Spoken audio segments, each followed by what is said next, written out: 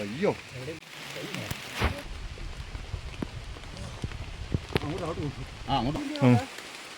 വടി വിടാൻ കണ്ട് കൊടുത്തായിരുന്നു. വിടല്ലേ?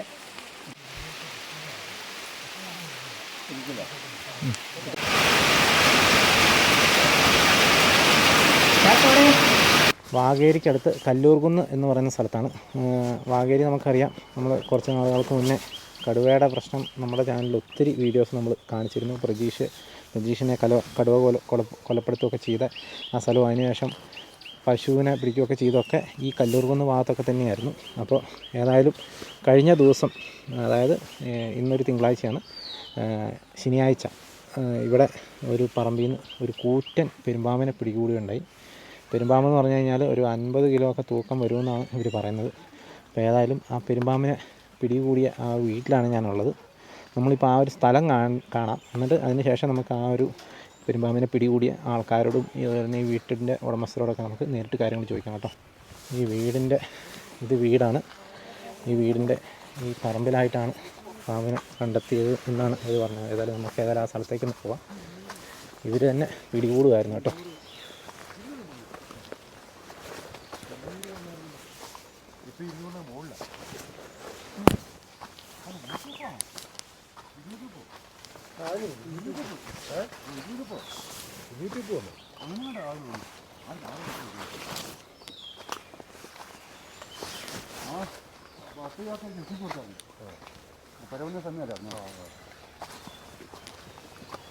കുറച്ച് മുകളിലേക്ക് പോകണം കേട്ടോ. ഇതാ അവിടെയാണ് ഫോറസ്റ്റ്. ഇനി ഇവിടെ ഒരു റബ്ബർ തോട്ടം മാത്രമേ ഉള്ളൂ. അല്ല, അത് കഴിഞ്ഞാൽ അടുത്ത പറമ്പാണ്.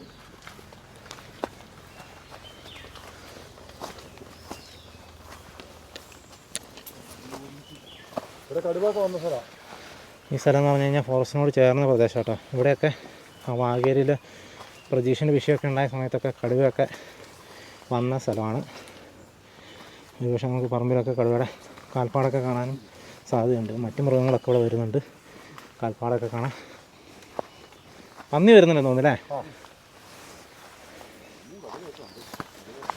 കടുവ ഇപ്പോഴും ഉണ്ട്.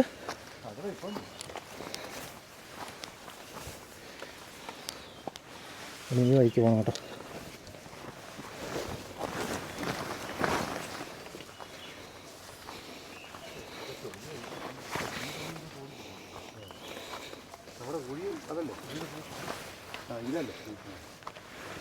എൻ്റെ പേരെങ്ങനെയാ? എൻ്റെ പേര് ബാബു. ഇവിടെ വെച്ചിട്ടല്ലേ കണ്ടത്? ഇവിടെ ഇങ്ങനെ ചുരുണ്ട് കൂടി കിടക്കുകയായിരുന്നു. ഇവിടെ കടന്നിത് ചുരുണ്ട് കൂടി കിടക്കുമായിരുന്നു. ആരാ കണ്ടത്? ഭാര്യ ആണല്ലേ? ഇത്രയും വലിയ പാമ്പിനെയൊക്കെ കണ്ടപ്പോൾ പുള്ളിക്കാരത്തി ചെത്തി വളയിട്ടോണ്ടിരിക്കുകയായിരുന്നു. അപ്പോൾ ഇങ്ങനെ ചുരുണ്ടുകൂടി കിടക്കുന്നത് കണ്ടു കഴിഞ്ഞപ്പോൾ പിന്നെ പുള്ളീനെ വിളിച്ചു. പുള്ളി താഴെയായിരുന്നു. പുള്ളിക്ക് കാല് വയ്യാത്തതുകൊണ്ടും പണിയെടുക്കാതിരുന്ന. ഇവിടെ ഈ ഭാഗത്ത് ഇങ്ങനെ ഇതിന് മുന്നേ ഇതിന് കണ്ടിട്ടില്ല, ആദ്യമായിട്ട് കാണുന്ന. എന്നിട്ട് കണ്ടു കഴിഞ്ഞാൽ അവിടെ പുള്ളിക്കാരി എന്താ ചെയ്തേ? പുള്ളിക്കാരത്തിനെ വിളിച്ചു, ജോഷിനെ വിളിച്ചു, അവരും ജോഷി വീട്ടിലായിരുന്നു. പിന്നെ ഫോൺ വിളിച്ചപ്പോൾ അവർ ഓടി വന്നു. ജോഷി ഇവിടെ തൊട്ടായാലൊക്കെ. പിന്നെ ഞാനും വിളിച്ചപ്പോൾ ഞാൻ വന്നു. ഓടി വന്നല്ലേ? അന്നേരം അപ്പം തന്നെ ഫോറസ്റ്റുകാരെ അറിയിച്ചോ? അപ്പം പിന്നെ പിടിക്കണ്ടേ ഇതിനെ? പിടിക്കണേ അവരുടെ പെർമിഷൻ ആണല്ലോ. അതെ അതെ. അപ്പം അങ്ങനെ അപ്പം അവർ പറഞ്ഞു പിടിച്ചോളാൻ പറഞ്ഞു. ആരെങ്കിലും പിടിക്കാൻ പറ്റുന്ന പിടിച്ചോളാൻ പറഞ്ഞോ? അല്ലെങ്കിൽ അവരുടെ ആളുകൾ വന്ന് പിടിക്കുമെന്ന് പറഞ്ഞു. പിടിച്ച് ചാക്കിലാക്കി ഞങ്ങൾ വീട്ടിൽ കൊണ്ടുവച്ചു. ഇവിടെ തൊട്ടടുത്തുള്ള ജോഷിയും പിന്നെ തൊട്ടടുത്തുള്ള സാബു എന്ന് പറഞ്ഞ 2 പേരാണ് പിടിച്ചത്. ഞങ്ങൾ കുറച്ച് 5-8 പേരുണ്ടായിരുന്നു. അവർക്ക് ഇവിടെ തൊട്ടടുത്ത് ആളില്ലാത്തതുകൊണ്ടാണ്. കുറച്ച് താമസം വരും എന്ന് പറഞ്ഞു. കാരണം ഇതെങ്ങോട്ടെങ്കിലും പാഞ്ഞു പോയി കഴിഞ്ഞാൽ പിന്നെ പ്രശ്നമാണ്. പിന്നെ ഇതിൻ്റെ തൊട്ടപ്പുറത്ത് കണ്ടല്ലോ വലിയ കാടാ, അതിലേക്ക് പോയായിരുന്നു. അതിലേക്ക് എത്തിയില്ല. അതിന് മുമ്പ് തന്നെ കുത്തിപ്പിടിച്ച് ഇട്ടിട്ടാണ് കഴിച്ചിട്ട് കിടക്കുന്ന ഭാഗമായിരുന്നു. അതെ അതെ. അല്ലെ അങ്ങനെ കിടക്കില്ല, ഭയം കിടക്കില്ല, ചുരുകൂടി കിടക്കുമായിരുന്നു. ഇത് ഞങ്ങളിങ്ങനെ ഇത് കുത്തിക്കഴിഞ്ഞപ്പോൾ തന്നെ പാഞ്ഞ് അവിടെ ചെന്ന് കഴിഞ്ഞപ്പോഴത്തേക്കും പിന്നെ പിടുത്തം കിട്ടി. ആ കാട്ടിൽ കയറിയായിരുന്നെങ്കിൽ നമുക്ക് പിടുത്തം കിട്ടില്ലായിരുന്നു, വിട്ടുപോയാൽ. അങ്ങനെയാണ് പിന്നെ പിടിച്ച് താഴെ കൊണ്ടുപോയിട്ട് ഇവിടുന്ന് അന്ന് അവരെ മഴ പെയ്തു. അങ്ങനെ ചാക്കിലാക്കി. അത് കഴിഞ്ഞ് വന്നിട്ട് ഫോറസ്റ്റുകാർ വന്ന് കൊണ്ടുപോയി. വലിയ പാമ്പായിരുന്നല്ലേ? വലിയ ഒരു 50 കിലോ. 50 കിലോ ആണല്ലേ? എന്നിട്ട് പിന്നെ എത്ര നേരം കഴിഞ്ഞപ്പോൾ അവർ വന്നു? അവർ പറഞ്ഞു 3-3:15 വരാമെന്ന് പറഞ്ഞു. അന്നേരം വന്ന് കൊണ്ടുപോയി. അവർ പിന്നെയും കൊണ്ടേ തോന്നുന്നത് തന്നെ ആയിരിക്കും. ഇല്ല, അവർ എവിടെയോ സ്ഥലം പറഞ്ഞല്ലോ. ഒരു സ്ഥലത്ത് കൊണ്ടുപോയി ഇടുന്നതെന്ന് പറഞ്ഞു. കാട്ടിൽ തന്നെ ആട് അതായത് തുറന്നു വിടാത്തേ ഉള്ളൂ. ഇവിടെ വേറെ വന്യമൃഗങ്ങളുടെ പ്രശ്നമുണ്ടോ? ഇവിടെ ഇപ്പോൾ വൈകുന്നേരം ആയിക്കഴിഞ്ഞാൽ ഇങ്ങോട്ട് വന്നാൽ മതി, നിങ്ങൾ കാണിച്ചു തരാം. 10-50 മുതൽ മാന ഉണ്ടാവും. മാനോ? 50 മാനൊക്കെ ഒരു 50 മാനൊക്കെ ഈ പരിസരത്ത് തന്നെ ഉണ്ട്. അതാ ഈ കാൽപ്പാട് ഇങ്ങനെ കാണുന്നത്. തന്നെ മാനിൻ്റെ വികാര കേന്ദ്രമാണ് ഇവിടെ. ഓഹോ. എൻ്റെ പറമ്പിലൊക്കെ എനിക്ക് റബ്ബർ തോട്ടമുണ്ട് ഒരു 3 ഏക്കർ. അതായത് ഫുള്ള് മാന വൈകുന്നേരം ആയിക്കഴിഞ്ഞാൽ. ആണല്ലേ? ഓടിച്ചാൽ പോലും പോകാത്ത ഫോറസ്റ്റ് അടുത്തുണ്ടല്ലേ? ഫോറസ്റ്റ് അടുത്തുണ്ട്. 90 ഏക്കർ ഫോറസ്റ്റ് ഉണ്ട്. 90 ഏക്കർ ഫോറസ്റ്റ്. അതിൻ്റെ ചേനക്കൊല്ലി വേറെ ഫോറസ്റ്റ് ഉണ്ട്, ലിങ്ക് ചെയ്ത് കിടക്കുവാണ്. ഈ 90 ഏക്കർ ഫോറസ്റ്റ് എന്ന് പറഞ്ഞു കഴിഞ്ഞാൽ എന്താ? 90 എന്ന് പറയുന്നത് 90 ഏക്കർ ആൾക്കാർ സ്ഥലം ഒഴിവായി പോയത് അങ്ങനെ അല്ലല്ല, നേരത്തെ ഉള്ളത് തന്നെ. ആന വരാറുണ്ടോ? ഓ, ആനയുണ്ട്. ആന ഈ അടുത്ത് 2 ആഴ്ച മുമ്പ് വന്നല്ലോ. ഇവിടുന്ന് ഇങ്ങനെ വരുന്നു, ഓടക്കുറ്റി ഭാഗത്ത് വയലിലൊക്കെ ഇറങ്ങിയായിരുന്നു. ആണല്ലേ? ഇവിടുന്ന് മറ്റേ പ്രജീഷിന്റെ ഒക്കെ വീടിന്റെ അവിടെ നിന്ന് ഇവിടുന്ന് പ്രതീക്ഷിന്റെ അങ്ങോട്ടേക്ക് ഇങ്ങനെ നേരെ ചെരുവ് എടുക്കുകയാണെങ്കിൽ ഒരു 1/2 കിലോമീറ്റർ. 1/2 കിലോമീറ്ററിലുള്ളൂ. അന്ന് ആ പശുവിനെ പിടിച്ചത് ഈ ഭാഗത്ത് എവിടെ കണ്ടല്ലായിരുന്നു? പശുവിനെ പിടിച്ചത് ഇവിടുന്ന്, അതും 1/2 കിലോമീറ്റർ. അത് നാട്ടാടി. അവിടെ കണ്ടല്ലേ ഞങ്ങൾ വന്നിരുന്നല്ലേ, കട പിടിച്ചല്ലേ? ഞാൻ അതൊക്കെ എടുത്തിട്ടുണ്ടായിരുന്നു, ഇതിനകത്തിട്ടുണ്ടായിരുന്നു. മൊത്തത്തിൽ ഇപ്പോൾ ഒരു പ്രശ്നം തന്നെയല്ലേ? പ്രശ്നം തന്നെയാണ്. ഇതെന്താ ഈ പിന്നെ ആദ്യമായിട്ടാണ് ഈ പറയുന്ന കാട്ടുപാമ്പിനെ അല്ല ഇതേ കാണുന്നത്, പെരുമ്പാമ്പിനെ നമ്മൾ കാണുന്നത്. അതെന്താണെന്ന് മനസ്സിലാകുന്നില്ല. ഈ പെരുമ്പാമ്പ് ഈ സമയത്ത് ഇറങ്ങുന്നത് ഈ എല്ലാം ഭക്ഷണം ഇല്ലാത്തതുകൊണ്ടാണോ?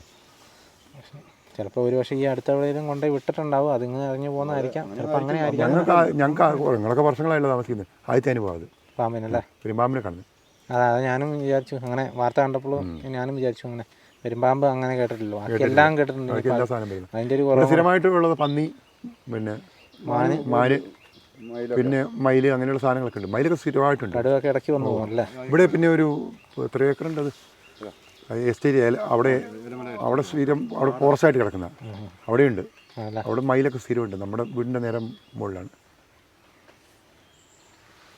പിന്നെ ഇപ്പോൾ പറമ്പിൽ ഇറങ്ങുമ്പോൾ സൂക്ഷിച്ച പേടിയായി, നിങ്ങൾക്ക് പേടിയായി. ഇത് എന്തായാലും ഉണ്ട് സ്ഥലം? ഇത് 80 സെന്റ് ഉള്ളൂ. 80 സെന്റ്. കാപ്പിക്ക് വളമിടാൻ വന്നായിരിക്കും. ഈ ഭാഗത്ത് മൊത്തം കാപ്പിയാന്ന് തോന്നുന്നു. കാപ്പിയുണ്ട്, ഇത് റബ്ബറാ. നിങ്ങൾ തന്നെയാ? എൻ്റെ ജോസഫ് മാസ്റ്റർ, പുള്ളി റിട്ടയർഡ് മാസ്റ്റർ. അതേ ഉള്ളൂ. ബാക്കിയുള്ളതൊക്കെ കാപ്പിയും റബ്ബറും ഒക്കെ ഉള്ളു, കവുങ്ങ്. ഇനിയിപ്പോൾ നമുക്ക് ആ ഒരു പെരുമ്പാമ്പിനെ പിടിക്കുന്ന ആ ഒരു വിഷ്വൽസും മറ്റൊന്ന് ജസ്റ്റ് ഒന്ന് കണ്ടിട്ട് വരാം. അയ്യോ,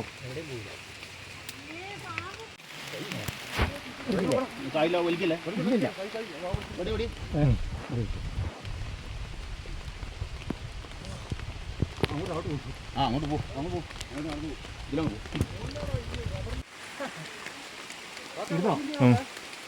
വടി വിടങ്ങാണ്ട് കൊടുത്തായിരുന്നു. വിടല്ലേ, വാല മുറുക്കെ പിടിച്ചോണേ. ഏടാ നോക്ക്.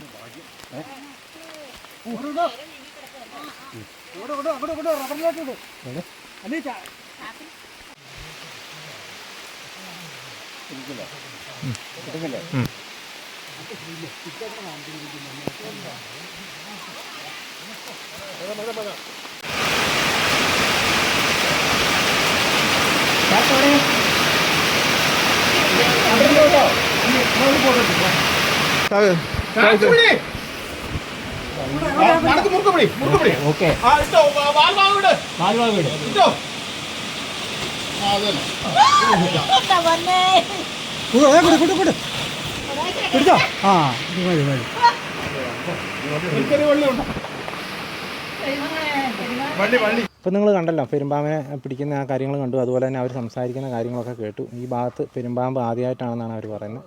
അതുപോലെ തന്നെ കടുവ പോലെയുള്ള മറ്റ് ജീവികളൊക്കെ കുറച്ച് കാലം മുന്നേ വരെ ഇവിടെ ഭയങ്കര ശല്യം ഉണ്ടാക്കിയിരുന്നു. മാനും മറ്റ് കാട്ടുപോത്ത്, ആനയൊക്കെ സ്ഥിരമായിട്ട് ഇവിടെ ശല്യം ഉണ്ടാക്കുന്ന ഒരു സ്ഥലമാണ്. ആ ഒരു കൂട്ടത്തിൽ ഇപ്പോൾ ഒരു പെരുമ്പാമ്പും കൂടെ വന്നിരിക്കുകയാണ്.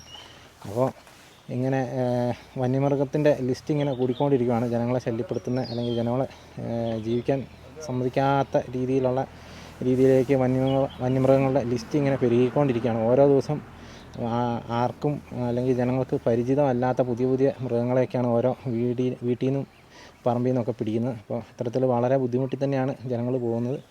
അപ്പോൾ ഇത്രയൊക്കെയാണ് എനിക്ക് ഈ വീഡിയോയിലൂടെ കാണിക്കാനുള്ളത്. വീണ്ടും മറ്റൊരു ദിവസം നല്ലൊരു എപ്പിസോഡുമായി വീണ്ടും കാണാം. Thank you.